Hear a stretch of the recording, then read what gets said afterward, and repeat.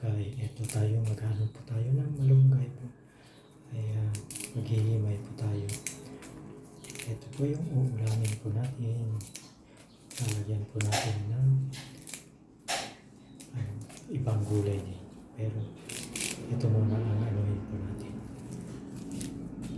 Ang yung kapartner yung karne. Kasi walang sabaw. Kailangan po natin ng may sabaw. Ayan, magsasabaw po tayo kaya yung karne, walang yung tuyo yung karne. Kaya eto muna ang gagawin po natin, malunggay. O kayo ang uulamin nyo. Aga po niya, nagano ng malunggay. Diba? Tagal lang magano niya.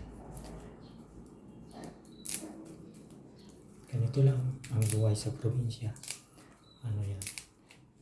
Talagang kinuha mo lang sa bakuran yung gugulayin mo. Yung iba hindi ko na ipapakita kasi binili ko sa sa palengke. Ayan. Magluluto po tayo ng sabaw po natin. Naman balita-balita.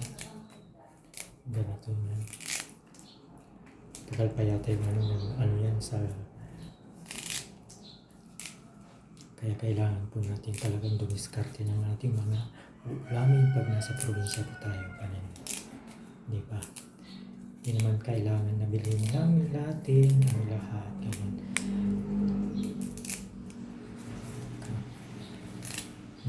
Lang po ako. Sinungkit ko lang to. Ganun doon. Pag may yan, sabi nga nila, pag may tanim, may aanihin. Ito, inaani ko. So, di ba? Ganun lang naman po dyan. Ang kasimple ay ang buhay ay parang lang gulong, di ba? Minsan, nasa taas. Pero masarap itong malunggay, masustansya po. Kaya kain lang po tayo ng malunggay.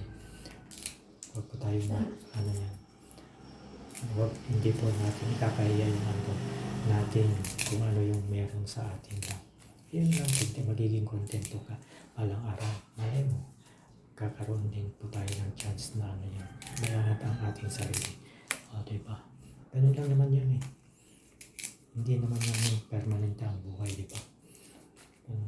Kaya, lang, minsan, nasa pagtsatsaga lang, minsan naman, talaga yun. Wala sa yun.